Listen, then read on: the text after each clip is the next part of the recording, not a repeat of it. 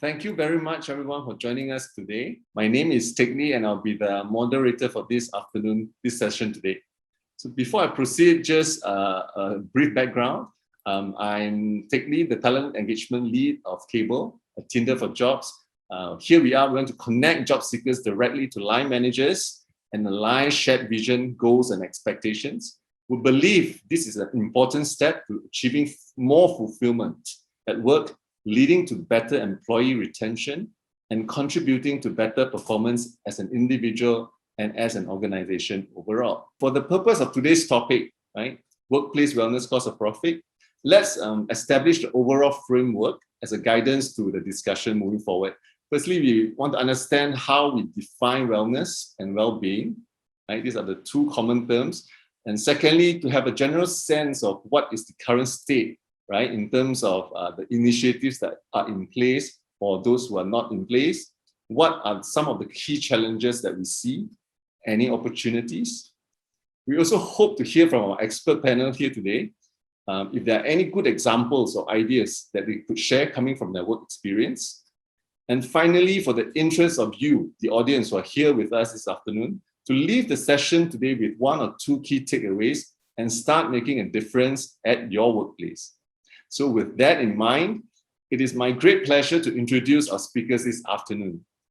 The first one, we have Dr. Shaun Kuan. He is a co-founder and chief executive officer of Savor of Life. He's also a medical doctor, an entrepreneur with a passion for reversing disease through lifestyle modifications. He holds a degree in medicine and surgery from the International Medical University and is a certified lifestyle medicine physician with the International Board of Lifestyle Medicine. Welcome, and thank you for joining us, Dr. Shaun Kuan. Next, we have with us Peter Lee, also from the same company. He is a co-founder and chief revenue officer. He is a certified therapist, an entrepreneur with a similar passion for transforming lives with lifestyle change intervention. He was in a leadership position for training door-to-door sales team and had generated over $500,000 ringgit for his team while studying. Hi, Peter. Thanks for joining us. And last but not least, I have on the panel, Chong or CK, is the head of people at Fashion Ballet. He has over 20 years of experience as a corporate HR leader and has won several awards and accolades. Prior to Fashion Ballet, Chong was the head of people for StoreHub and HR director for PwC Malaysia and Singapore. Along with his passion to synergize marketing, communications, and human capital to integrate organization, brand, and people, delivering the experience that connects people with the company and its brand, CK's transition from marketing to HR, and it came almost naturally, right? So welcome, gentlemen, and thank you for joining us today. So let's kickstart with the very, very first question, right? So what do wellness and well-being mean to each of you? Perhaps, CK, you can start first. Hi, good afternoon, everyone. To me, I think the wellness, the term wellness and well-being are used quite interchangeably. So, but from a technical perspective, wellness seems to connote, how healthy you are. Well-being connotes, how happy you are, and therefore it makes you feel how good you are. So technically, these two terms are quite different to me, but I think it has been used quite interchangeably in most companies. So that's how I would define wellness and well-being. But to me, both are equally important, no matter how you look at it. If you have a good wellness, you definitely will have a good well-being. Thanks, CK. Talking about that, I'll ask the expert, the doctor himself, Dr. Shaun. What is wellness and well-being mean to you? I think there are a few ways to look at it. But I mean, if you were to ask me personally, what does wellness and well-being mean to me? I would say I think there are a few, on a personal level, there are a few different factors that tie into this. when we move through life, right? There are about 4 to 5 main factors that surround how well someone is living, right? Firstly, are your needs met financially, and in terms of relationships, right? Are you being provided for? Do you have a roof over your head, right? And if somebody is being threatened to lose those things, then he definitely will not be feeling too well, right? If you're going to be evicted, you won't be able to put food on the table. That's tough, right? Family, emotional needs, relationships. These are things that also really contribute to the bottom line. And this is on a personal level, but I do realize that we're speaking here corporately as well, right? I realize that there are a lot of people here thinking about wellness from a company or a corporate or or maybe even a public health perspective, right? How do I get team of people to be well, therefore contribute, right, to the cause or to the business? And this is where the additional factors such as health and general so-called satisfaction, right, and where the well-being kind of comes in. And here's where I think it gets really interesting, because when it comes to physical health or even mental health, maybe we'll just call it health, right? Physical and mental. When you're not physically healthy, or when you're not mentally healthy, right, everything else does get affected. And so I think this is one area that is very often not addressed when we talk about wellness from a policy making perspective. We don't always necessarily think about health care per se. And I think this is kind of the reason why it really is a passion for me, that when people perform their best when they are provided for, and you don't expect someone that is running low on sleep gas, someone that's burning the midnight oil, someone that's dealing with relationship problems to be able to perform well at work, someone that's going through a divorce, someone that's going through a sickness, a fatal sickness in the family. It's going to affect their work performance. And so to me, from a both from a medical practitioner perspective and also from a business owner kind of perspective, it is very important that we take all these things into account and make sure that they're being provided for. Then we can expect our team and the people that we're taking care of to be able to do their best. Thank you for sharing. A doctor being a doctor, very comprehensive. I think, it's important having a healthy body and having a healthy mind, being mindful, good awareness. I think that's important for people to perform well at work, rightly said. What about you, Peter? Yes. First of all, really thankful for being here, and thank you for inviting. And for me, wellness, I actually agree with CK. It's about health, and well-being is like happiness. My take for wellness is more into a state of being in good health, or the absence of acute sickness. And well-being is actually wide, because you can be. It's not only in terms of health. It can be like a person can have financial well-being, or social well-being. It covers a different aspects. So for me, right, in wellness and well-being is not only just physically, but it has to be holistically. So it covers the aspect, just beyond physical, but also mental, emotion, and social. And I also find that, I agree with Shaun as well. I find the aspect of physical, mental, and emotion are intertwined. Simply because our body is designed in such a way where the whole system is interconnected. And I think in order for wellness or well-being to be sustainable long-term, we have to look into all these 4 aspects, which is physical, mental, emotional, and social health. And so for me, a sustainable well-being has to be holistic.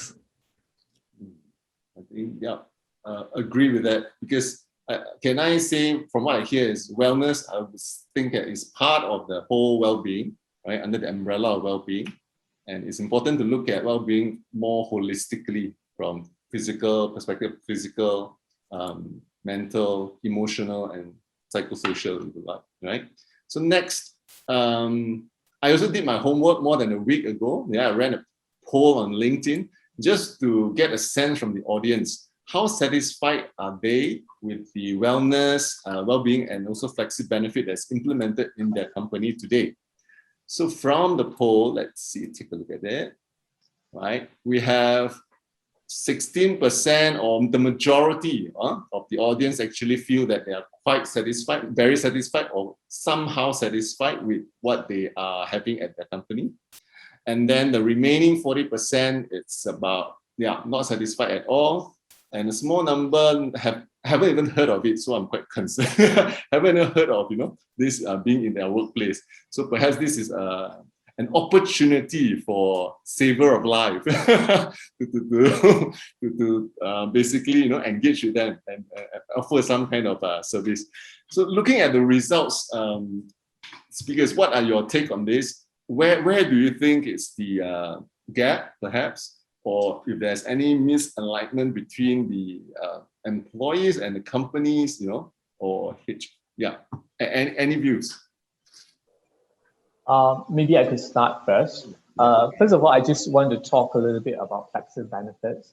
So I think flexi benefits is something that is very US centric. So, flexi benefits kind of implementation, you probably see it more in those multinational that's primarily coming from US or even UK, rather European countries, because those concepts actually started from the Western countries in terms of offering flexibility to people so that you can cater to their needs individually. For my personal experience, to implement flexi benefits, involves a huge amount of investment, because at the end of the day, your flexi benefits, the array of benefits that you have, you need to cater for different generations, different age group, different class stratification within the company as well, from a job level perspective, and also from people of different backgrounds as well. Mm-hmm. So just having that complexity in terms of catering the different needs to different people is already involves huge investment, because you can't just have like 4 or 5 benefits and for people to choose from. You easily need to have like 10. And in my previous capacity, we wanted to actually implement flexi benefits in the local context. The exercise itself, and leading to the whole implementation, it cost the company at least 1 million ringgit just to implement a comprehensive flexi benefit that can cater to the different class of the people within the company. And we're talking about company like 2,005 to 2,000 people. So with that, given the current climate, I'm not sure how many companies can actually afford to implement a meaningful flexi benefit that can cater to different group of people within the company itself, because the interests are very, very wide encompassing. And when we talk about wellness, I think perhaps wellness is something that is more easily implementable within the company. A lot of companies right now, especially those relatively bigger startups, they will have like gym, they will have like kids room. Like in Fashion Valley, we have a full-fledged gym.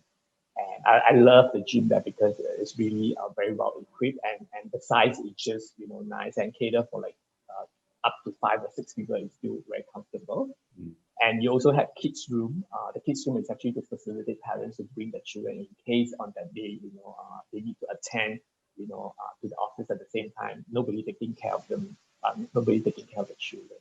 So I think those kind of wellness is very, extrinsically physical. Like you can see the gym, kids room, even within the kids room, we have also the mother's room for them to express their milk in case they're still breastfeeding and all that. And I think those even lounge or, chill out deck, those are very physical by its own way, to cater to the different wellness needs of the people. I mean, those wellness you're taking care from a convenience perspective, from health perspective, and also even from a mental perspective. So I think, if you will ask me, why we don't see a lot of high score on, highly satisfied. At the end of the day, I feel that, the company can do so much, right? Each and every one of us has our own personal needs on what kind of benefits that I really want, right? And then at the end of the day, to implement a flexi benefit is a huge cost of investment, which most companies won't do it. And then the physical well-being, or those extrinsically physical wellness that's provided by the company, given the current landscape of lockdown and you've got to work from home, it's actually become meaningless to many people because you basically can't use it. So the point to me then at the end of the day, while the company can provide you all the extrinsically physical, stuff to take care of your well-being, I think more importantly, individuals need to take the personal accountability and responsibility to ensure that your personal well-being is well taken care of, in all aspects, be it physically, emotionally, and mentally. And because at the end of the day, you owe it to yourself to ensure that you are healthy in all aspects. That's my take. I think just to perhaps go a little bit further. I mean, as an employee, now, especially in this context where people are expected to work round the clock, you are expected to be contactable. Your life at home and your life at workplace is totally becoming as one. And this is the expectation also of the company. And don't you think? I think companies should do more, provide more for the staff, considering that they are giving even much more. I think this is the sentiment of most employees that I come across with. This is how we feel. Yeah, I think personally, because I work for others, so I'm just looking at it from a corporate standpoint or from a company standpoint, right? I think at the end of the day, the extrinsic physical, things that a company provides to you is actually become meaningless to you because you can't even go to the office and enjoy it. That's number one. Number two, no matter what the company do for you, from a social aspect, without the face-to-face interaction, even you have the best Zoom with the highest, Wi-Fi speed and all that, there's still something that's missing. It's just about that physical energy and the physical energy that people need to make themselves feel, socially, interacted, and also their social needs are being taken care of. I think that part of it is not being addressed at this point in time. Okay, you can organize all your virtual games, you can organize all your celebration. I can send coffee to you every morning to make you happy. Oh. It's just for that very temporary satisfaction. You just feel that, someone is taking care of you. But what is the root of the problem? The root of the problem is all about, the total cutoff of the physical interaction that is depleting everyone's emotional health and well-being at this point in time, making them feel very depressed to some. And also, with the work pressure itself, they will even feel that they have no space and platform to express, to people whom they used to feel comfortable to confide in. I think that's the root of the problem now. And I feel that no matter what the company can do for you, it's not going to address something that we cannot have it because of what is not within our control. That is the physical interaction because of the complete lockdown at this. I think someone probably agree with what CK was saying. It's shouldn't be so superficial. It should go even beyond that, right? To look at the root cause of the issue. What about Shaun and Peter, right? I wanted to ask actually, because I'm just looking at the poll that you just put up. Would I be right in concluding that the majority, or maybe even virtually all of the respondents, are middle to executive level in company? Yeah. Because the definition of wellness, I think, for different levels of work is very different. I'll give you one example. We're speaking to some manufacturing companies last year during the lockdown, because manufacturing was essential and had to go on, right? So all the office workers had the in some ways a luxury back then, to be able to spend more time with family, to be at home, but and when it comes to wellness, very often these are the people that receive those benefits. And by benefits, I mean, like CK rightly mentioned, or some of the participants I think rightly mentioned, things like free dinners, things like, bonus trips, stuff like that. There are many corporations, I think, that have a very vast operational force. They do not receive these, or rather the definition of benefit is very different. I'll give you one example from manufacturing, as I mentioned. When it comes to improving, so to speak, performance or using wellness to be able to improve the performance of, say, a factory worker, is pretty straightforward. Like for that manufacturing company that we were speaking to, the solution was really simple. It was to put healthy food in the canteen. When you prevent them from eating fried bee hoon and fried rice every single day, you can be sure that their focus and their attention and even their happiness increases dramatically. And this is something really something that really interests me. When I first started looking at this some 7-8 years ago, I was like, how can a simple change in diet change a person's complexion, change a person's personality, or even their how they treat people? How can you affect the mind so much? But after we looked more into it from personal experience, and also from practice, and also through other research that came out over the past decade, surprisingly, right, the gut-brain connection is a huge thing. And so I do realize that most of us here sitting listening are executive, or you can say kind of white collar workers, right?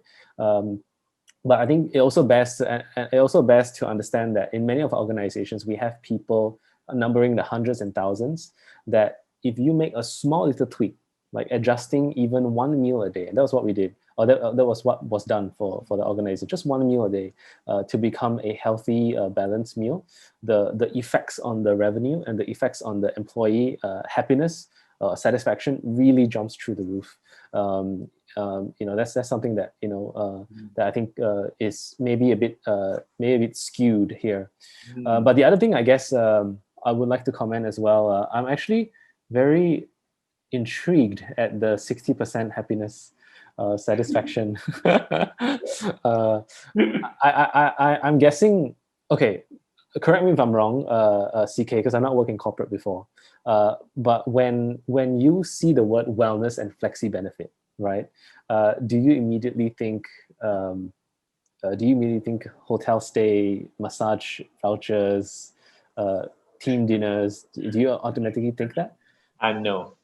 No. Okay. Yeah. I think depending on how spoiled you are, right?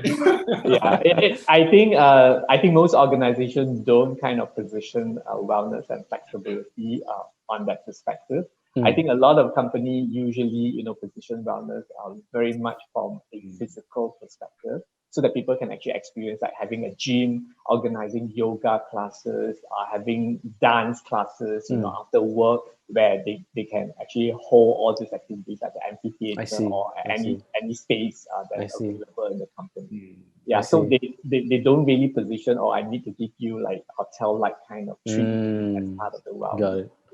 Got it. So it's more yoga classes, gym memberships. Very physical, so that people can sweat it out and then feel like they can better manage their stress. Basically. Right. And that is correct. That is true as well, right? Exercise does benefit. But what I guess the implication from that is that with physical benefits, majority, at least from the 63 that replied, are kind of happy with that. I don't know. And seeing that this is done in 2021. But yeah, I mean, just something for us to discuss, to have kickstart the discussion. But I think what I'm hearing is implementing or having a good program on well-being or wellness doesn't have to cost a lot, from what Dr. Shaun is saying. Just understanding what makes people ticks, right? Just a little bit of tweak on the program can make a big difference in terms of outcome. And also, I think it's relative, right? In terms of how satisfied or what people are used to, I think, right? Coming from which industry, if I'm consistently being spoiled by lavish meals, go for incentive trips, then to me, a good wellness program has to be beyond that, something even more, right? So it depends on where you are, and I mean, absolutely, you're right, Teck Lee, in the sense that, it really depends on, to begin with, when you join that company or when the company started up, what have they offer to their people? Like, for example, in Facebook, like they actually have the buffet kind of 24/7, meal that's provided, to their people. And, one of my, nieces actually worked in, Facebook Singapore. And I check in with her. I said, do people really eat there? Because the food really looks so good. She told me absolutely not. Oh my God. And actually, because they spend a lot of time in terms of connecting with each other, they challenge the younger minds of people by rotating them in different roles, ensuring that the manager connect with them, having meaningful and purposeful conversations and one-on-one. And that's what they focus a lot, because those are just become like, okay, it's there for you already. And it means nothing, right? So the 60%, just from a data perspective, I'm not sure whether those people who just like first time experience it, there's something that's happening in the company that started from a zero base, or they have never experienced it before. But you talk to people who come from like the Facebook and the Google and all that, they'll probably tell you that, all this extrinsically physical stuff or things that, eat food and all that, it doesn't mean anything to them. And also you talk to a lot of the startup company, all those like free, snacks and all those, it means nothing to the people right now. And I talk to the young ones, I say, so, what is important for you when you join a startup? Is it free ice cream, free stuff? They say no. It's actually the challenge, the purpose why I am in this company, and what are the learning and growth that I can get. So a lot of time, companies are not addressing the right thing, but thinking that I give you, more money, more food and all that, I'll make you happy. Absolutely, that does not actually scale up the happiness index at all. It just to them, to some people, it's just a fluff. Okay, if my manager treat me badly, so what? You give me a good meal every day, it's not going to make me happy. Correct. Yeah, the grass is always greener on the other Exactly. side, right? And then it doesn't help that now it's a very visual world that we are in. Everyone is talking about Instagram. All you can see is good, nice food in Facebook, nice cafe in wherever, but you don't see the actual thing that's going, like what CK you're highlighting, the interaction, right, between the manager and staff and the ongoing regular interface that they have. Those are really meaningful things that people can't see. But then the employee themselves are actually able to feel and feel good about it, right? I also want to hear Peter's view on this. Peter. I'm enjoying listening to the conversation. And you can't run away from it. Actually, I agree with many of your points, especially, wellness actually doesn't have to be in a monetary sense or luxurious. As simple as, I think CK brought up a really good point. Like many people who join a startup, when they choose a company, it's not really about the physical things that they provide, like snacks or the ice cream. It's really the challenge, like how this startup can, I guess it's the education, experience they can get. And again, I like your point. You mentioned like, what's the point? A company give the employee like a free meal, but the manager is not having a good relationship with the employees. So it's a really interesting takes. And I agree as well, like wellness doesn't have to, or benefit doesn't really have to be in monetary form. It can be simple, like, again, it can be simple, like, just having a one-on-one with your team members. That is always a benefit already for me. I remember one of our staff who newly joined a company really appreciate, although in a startup we don't offer a lot of benefit, but what she really appreciate is the one-on-one that we have for her. Being in management, talk to her on a weekly basis, ask about her, what is her life, what is her dream, how can Zero of Life help her to grow in her career path. She actually appreciate that more than other benefit that we can offer. So yeah, I think my point is basically wellness and benefit doesn't really have to come in monetary form, but of course, there are employees who does appreciate that. So I guess it's like a balance, as much as we can, um, you know, offer a free meal doesn't cost a lot. Sure, by all means we can do that. Just that, but again, does employee really need that most of the time? Maybe not, right? So it has to be a balance. Yeah. So And just then, to sorry.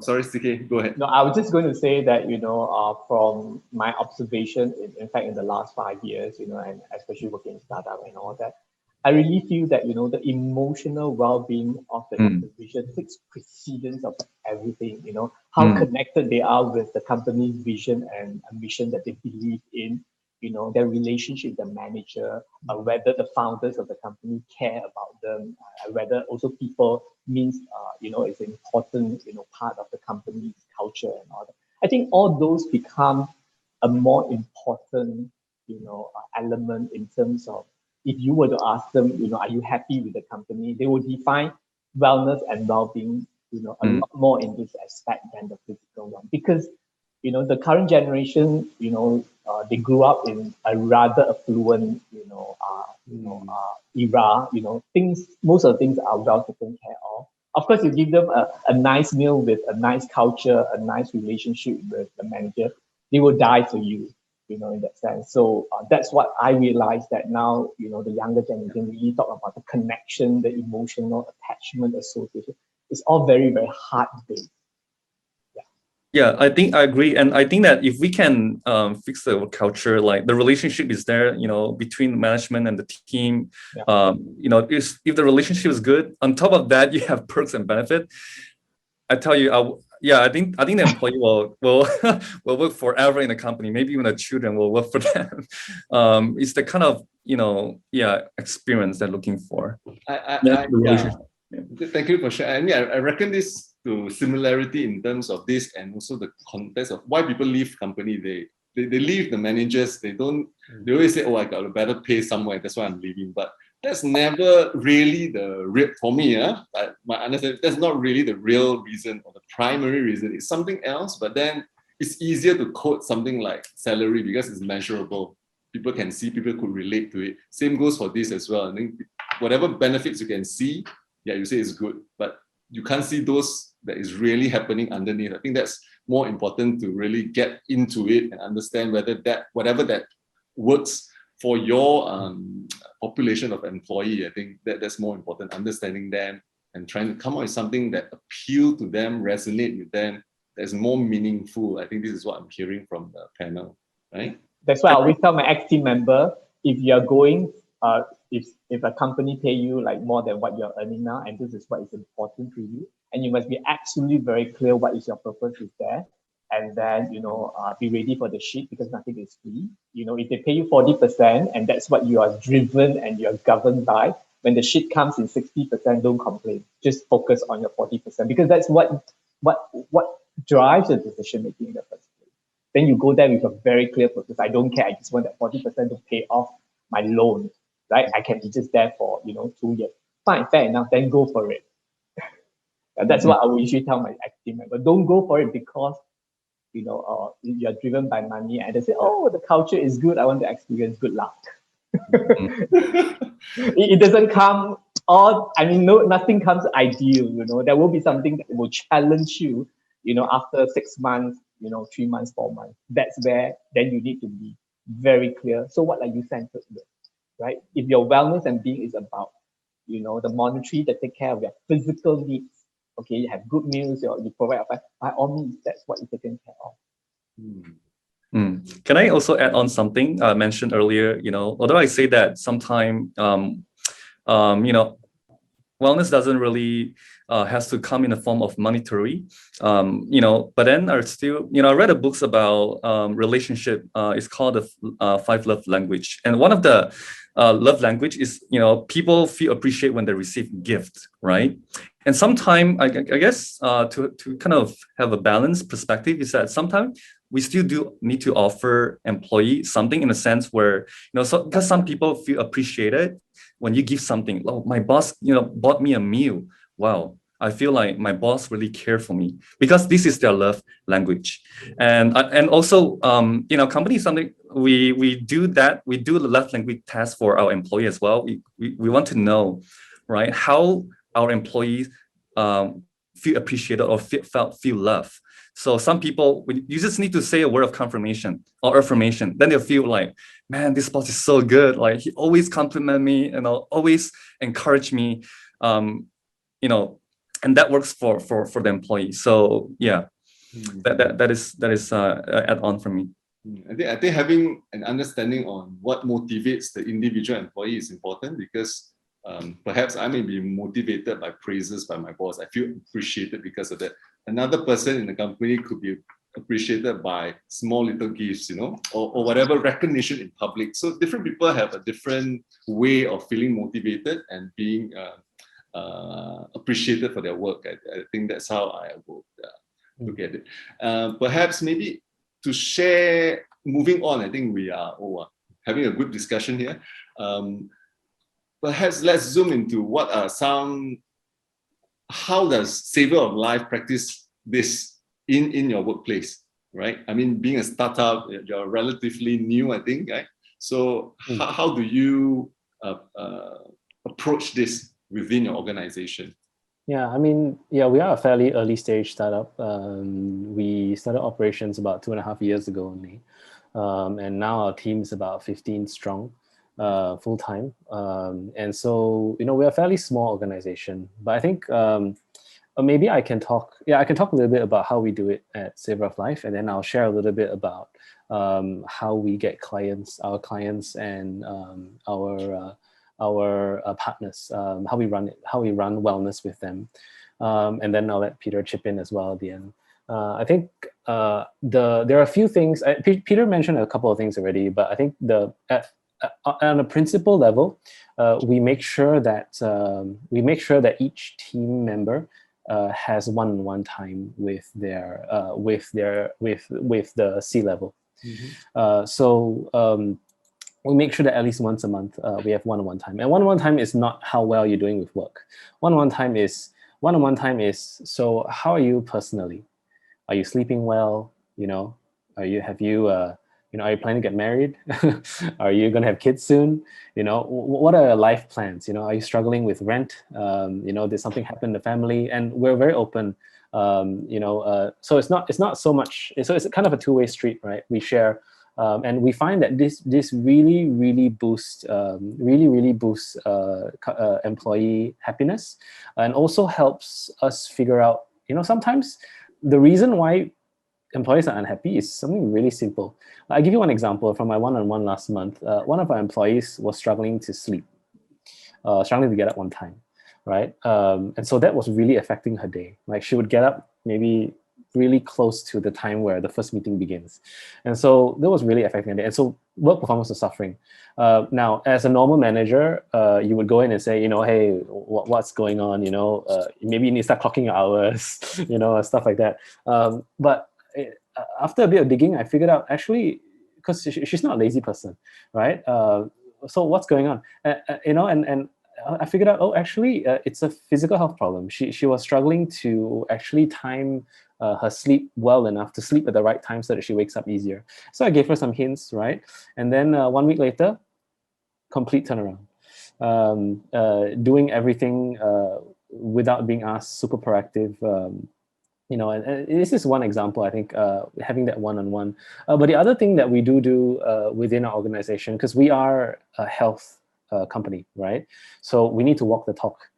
And so, we've got the HR team on our side are pretty active in making sure that we walk the talk. So things like healthy eating, things like sleeping early, things that, a lot of organizations perhaps don't have the luxury or even maybe the capacity or the awareness perhaps to do it. But because we are preaching and teaching, this type of healthy living and lifestyle success, we need to walk the talk. And so within the company, we do have all these things like you must, there was a time where we said, okay, within these 2 weeks, everyone must sleep before 10 o'clock. Wow, I didn't think I could do that. Yeah, very hard, but so you got work, we're like, okay, gotta stop. Why? Because you don't want to ruin the next day.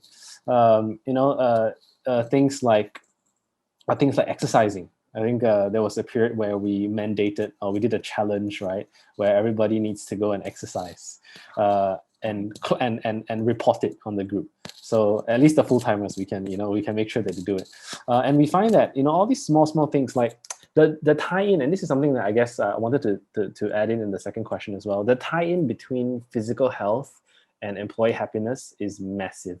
Emotional, definitely agree. That's what I mean. That's why we have those one-on-ones and all these personality tests. That's what Peter was talking about. So we know how to reward people, right? But when it comes to physical health, maintaining that, that the good physical health, good mental health is a huge factor in whether employees perform or not. And I was reminded as well by the topic, the title of this seminar, right? Corporate wellness, is it a cost or is it a profit? and that is a numbers question, right?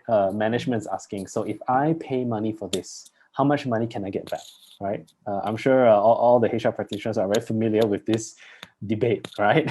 you go to the boss or the CEO or the board and say, hey, I want to implement this program, and they're like, okay, how much money will I get from this, right? Or how much cost will I cut, right? And I think this is something that we have learned as well, that actually there is a huge financial benefit as well for companies to ensure that their employees are healthy, ensure that employees are emotionally connected. Now, two examples I will give before I pass the time to Peter. But before that, I think okay, let me just go straight to examples. There was one organization that we worked with recently. It's a nonprofit. There's about 70 to 80 people that we enrolled to do this kind of health or lifestyle success programs. And there was a survey that was done before the program began, and the health data was quite bad. We had maybe about 40-50% obese, which is correct to the Malaysian statistic. And then we had a few that had mental health flags. They had suicidal thoughts and things like that, and approaching burnout. And of course, there were other things like high blood pressure, about quite a high figure as well. And so had them up, put them through the program. Group them up and put them into the program. And we realize while we're going through that, and every single time we go through this, we go through a different organization or corporate, we realize that really it's kind of the lack of awareness and education mostly. And when you give people the right tools and the right information, people know what to do. And then you add on the social motivation on that, right? And that's where all the coaching comes in, right? You get, everybody sharing their meals or sharing their exercises or joining the same or going on the same kind of goal week by week. We find that at the end of maybe let's say we say, okay, your challenge is to exercise 150 minutes a week for 2 weeks, right? And then we kind of have a leaderboard. At the end of 2 weeks, we realize that that people that never exercise, they say, I will never exercise, right? But because everybody's doing it, they feel so bad, and then they just push themselves and they do it, and they realize at the end of it, like, oh, it's not that bad. I actually like exercising, or I actually like eating healthy. I actually like sleeping early, and I find that I wake up even earlier and perform even better, right? I stop scolding my kids and and all that, and I can deal with stress a lot better, right? But because of that, we saw that all those figures, 40%, the ones that had high flags all immediately came down to normal. The ones that were obese started losing weight. And there was a huge turnaround, and at the end of this, of course, it's an NPO, so they're not too revenue driven, but they found that the employee satisfaction was through the roof, right? Or the kind of the volunteer satisfaction. And one other organization, and one other example is kind of there's another large international organization that we partnered to work with, to work on. They had about 3,000 employees. Now, of course, with an organization this size, you can't do, you can't really split people up into small groups, right? And so this organization just wanted health talk programs, and so that's what was done, right? They were given a series of talks over 2 or 3 months, and what they found at the end of that was that they cut their healthcare cost or claims cost, both insurance and claims, down by about 37%. And so for organization of that size, 37% is massive, right? You're talking millions of US dollars, and it's really surprising to me, that something so simple, like when you give a talk, when you give a program, and of course you can't just give one talk and expect that to make a change, right? But when you go through a program, when you go through a series of things where you make people aware about why they need to sleep early, why they need to change their diet, why they need to stop doing certain things, that makes a whole lot of difference, both on the bottom line revenue wise, but also on the employee satisfaction, on top of the one-on-one emotional connection that you have already implemented. And yeah, so and I can go into a lot more detail, but I don't think this is a platform for that. But yeah, I think this is something that is really interesting to me, that when we focus on healthy living or lifestyle change, right, we unlock a huge like movement, and we see people being so much happier. We see companies saving money, and that's really, I think, something new for us, because we are used to working with individuals. And so when we started doing corporate, we realized that, wow, from a public health or public policy perspective, something small makes huge differences. Yeah, sorry, Peter, do you have anything to add? I think before Peter go on, can I just interrupt for a while? Sure, take just being mindful of the questions that we also have. So maybe to get an agreement, Peter, you have, maybe after Peter make a short statement, then we go to the question very quickly. Yes. I just wanted to add a few points about the question being how it is, being how wellness is being practiced in Silver of Life. I agree with Shaun. We constantly have challenge, sleep early challenge. On top of that, all our employees are entitled for 50% off for our food for lifetime, as long as they stay in our company. Also, I think one thing that employees appreciate is the flexi working. So they are not forced to work in the office. They have the flexibility to choose between working from home or the office. And of course, prior to MCO, I think it's easier as a small team, I guess. As Shaun mentioned, we're a small team, but we constantly have like company dinner and team building activity in Shaun's house. I have to mention in Shaun's house. So because when you're at home, you don't feel like, you don't have the sense of like what do you call that, ranking, like, oh, if you're in the office, like, you're still my boss, but you're in the home, you feel like part of family. That is a kind of that is a kind of environment or experience we want to have for employees. We are actually a family. We are not just employer-employee relationship. And also in terms of for client, I think Shaun mentioned quite a number of information already. So I'm gonna skip that. Yeah. Okay. Thanks, Peter, for sharing. So I'm gonna move on to our Q&A. There have been quite a number of questions. So the first one, thank you for your question. And we have Heng Fong from BHP, Principal HR Consultant. Perhaps CK can answer his or her question. His question, okay. What approach do you recommend to quantify the benefits of workplace wellness?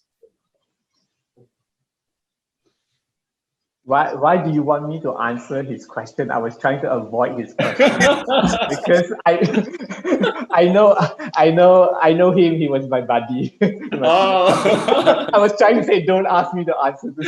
You should texted me. Yeah. Okay.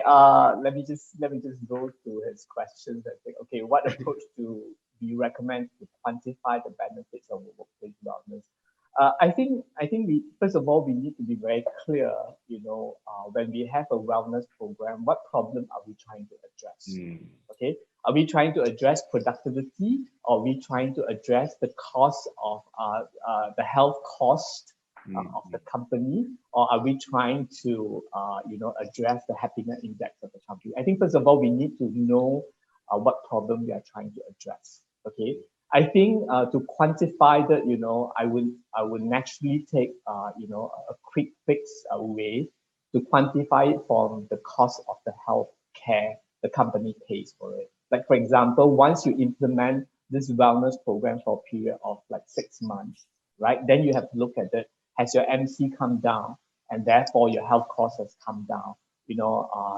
For like the factory, you probably be able to see an immediate, data shift in terms of, the drop or the increase after your wellness program has been implemented. But for factory, I'm sure most of the time it's a drop, and the increase in wellness is definitely very significant. So I think those data are actually readily available within the HR, the people team. And then you need to kind of make use of the data analytics to justify your ROI in terms of your wellness investment. And you're trying to address, the medical cost of the company, right? I think that will be very, very clear in terms of the data itself and the cost and the benefit.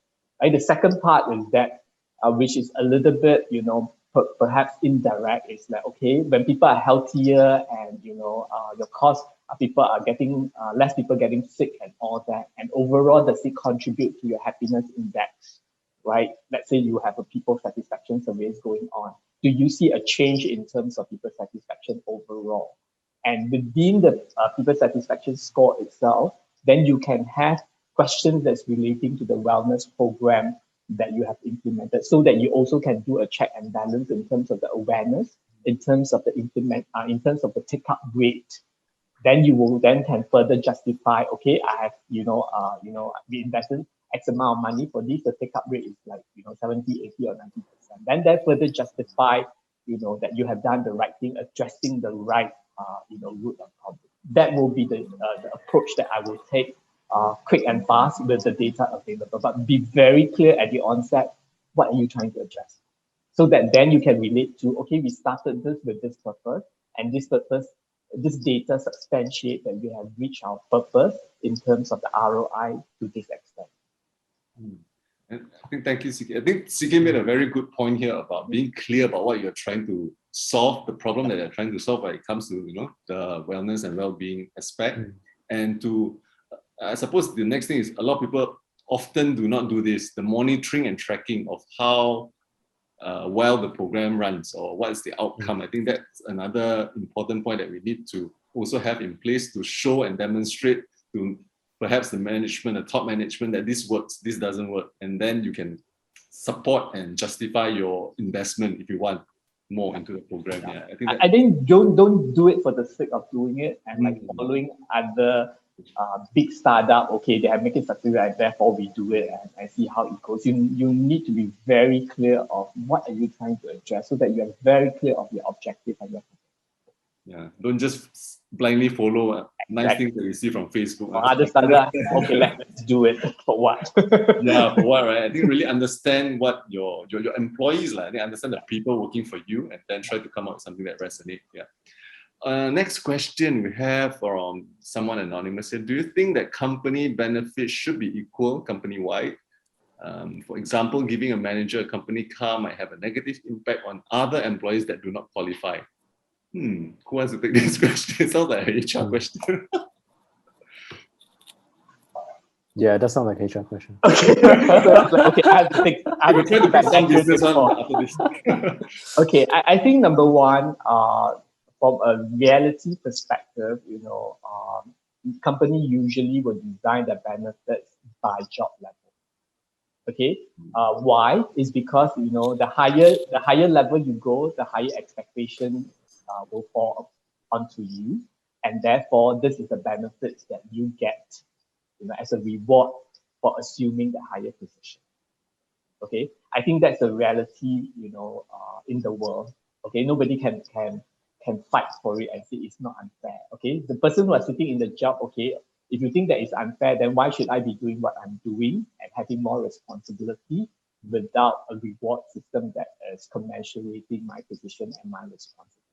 Okay, it's very hard to argue for it from that perspective. Okay, then should the company equalize, the benefit across, all level of company?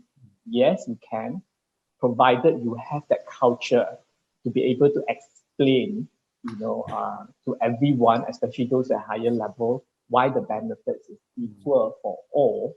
And if this is a very strong benefit, this is a very strong culture of the company that you treat everyone equal, and that is also part of your cultural values that people understand.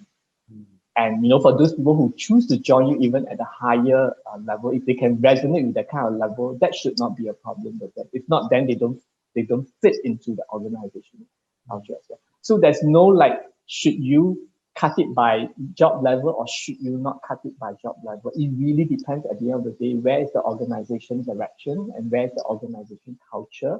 And if it is a culture, how do you convince everyone that this is the right one? Right? And so that you attract the people who fit into your ecosystem as such. And, this will not become like a questionable, point for a new hire before they sign the offer letter, they will actually, say, oh, because of this reason, I'm not joining. That's my take. And then moving on to the next question, would benefits be more impactful if it was personalized? Some companies, for simplicity's sake, offers a gym membership across the board. Not everyone can use such benefits. Shouldn't companies design benefits to offer more choices? I think I can help CK with this. I think we kind of cover the fact that you must understand, right? What is lacking or what is the issue they're trying to resolve. And if the company offers a gym membership across the board and not everybody can use it, they didn't understand the employee well enough, I suppose, right?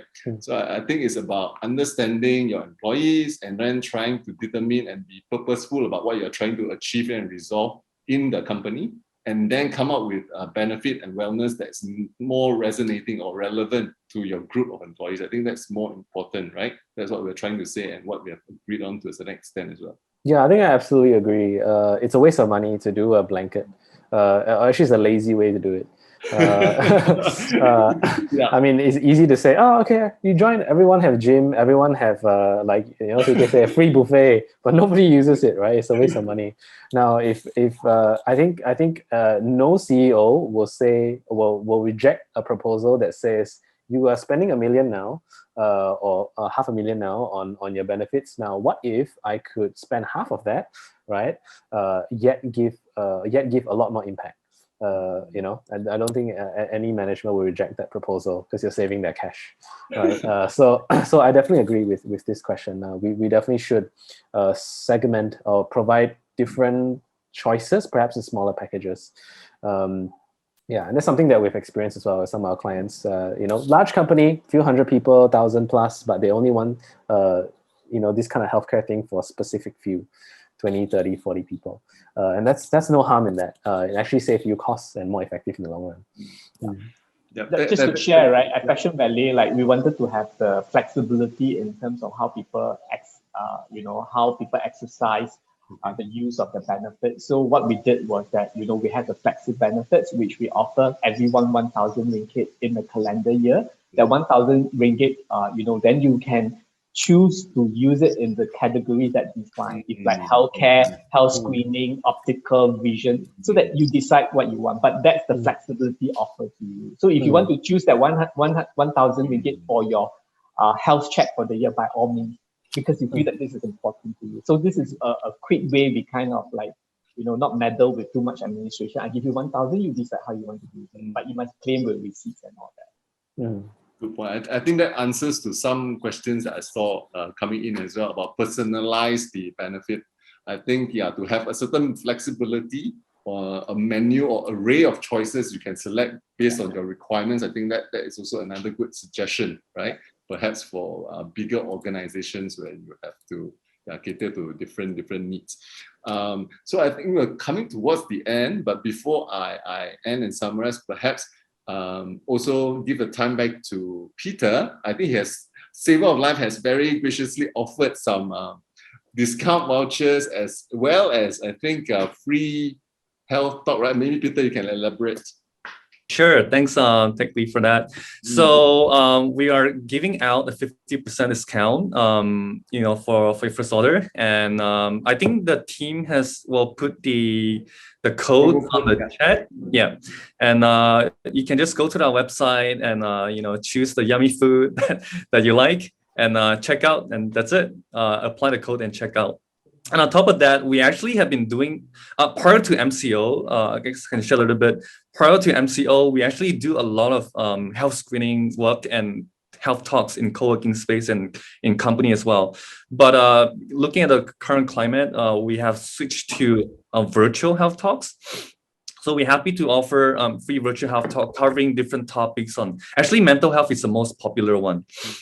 Mental health talks. So we also talk about nutrition, like how to optimize the stress. You know, we have a prolific speaker on stress optimization. This is a new topic I never heard of. Usually people say about stress management, but this doctor take to the next level on how we can use stress for a benefit. So it's a really interesting topic. And we have topic about nutrition, right? How to, what kind of food to avoid when you go to the grocery store, how do you read nutritional labels, all these practical things that we can implement, especially now during lockdown, we are forced to cook, right? So it will be good for you to learn some knowledge about how to choose the right food, when you go to the grocery stores. So, and health screening, I think we can do health screening only after lockdown, unfortunately. So we can do health screening for a company of size between 50 to even 800. Depend on, we can do on-site office health screening. So it's all free. So if you guys wanted to do that, let me know. And also, of course, we will, when we do the health screening, we'll keep all the data confidential, and it will only be used for, the HR or the management. So, and So thanks, Peter. So for those who attended today, especially the HR representatives, you win your company free health talk and free screenings, right? So we'll reach out to those who are on the attendee list, all right, when get in touch with you to sort that out in terms of scheduling with Saver of Life. So thank you for joining. And I think let's, towards the end, come to the end, I would like to express a big thank you, right, to all our speakers this afternoon for sharing their valuable insights, experiences, and also practices for today's discussion. And I think just to conclude a few key takeaway points, I think speakers have brought up a lot of good insights, right, in terms of how we should be approaching our implementing a wellness or well-being benefit in the workplace. I think we have to understand, first of all, what is the objective of having something in place. And at the same time, try to understand from the grounds and from the people that work for you, what are some of their requirements, what do they really need, and understand that clearly before you even embark on a suitable program. I think that's one good approach, right? We also talk about having ourselves taking ownership of our own health. Make sure you're healthy enough. Make sure you are, take care of yourself before you even demand anything from the company. I think that's the other advice that we have. Approach to it. Yeah, I think we can look at flexi benefits. I think at the end of the day, into how we can individualize and personalize some of this approach, because everyone's needs are different. And it's very expensive, as we have discussed, in terms of implementing or catering to different requirements, right? And you may have to engage, the HR may have to engage different vendor provider as well to make that work. So that is something that we have to consider, right? To balance the options. And last but not least, going back to the title, I suppose, cost of profit. We all agree that, it doesn't need to be expensive to implement something that is workable and have big outcomes like what Shaun has shared with us. And so I think there are options, there are alternatives there. It's just for us to really take what resonates with ourselves and our organization and hope to make a difference, right, at your workplace. For those who have missed out for some points, the video will be available on demand. You can also follow us on Kabel's LinkedIn page or email us for the link. And if you have any other questions regarding the code, we will get back to you, right? In terms of the promo and Saver Life voucher, the code is valid until, so there's a question, the code is valid until when? I think it's until the end of the month, if I'm not mistaken. Yeah. Until the end of June? Mm-hmm. Mm-hmm. Okay. So for those who have questions, and until end of this month. And once again, let's show our appreciation for the speakers today. by giving thumbs up, since we cannot hear your clapping or your cheering, and also comment in the chat box just to show that you appreciate it. Stay tuned for our next session. We will be announcing that in due time. And have a great day and enjoy the upcoming weekend. Thank you again for joining us. Thank you, Thanks, guys. everyone. Looking Thank forward you. for the next one. See you guys. You Bye-bye. guys have a nice day. Thanks. Bye. Bye. Bye.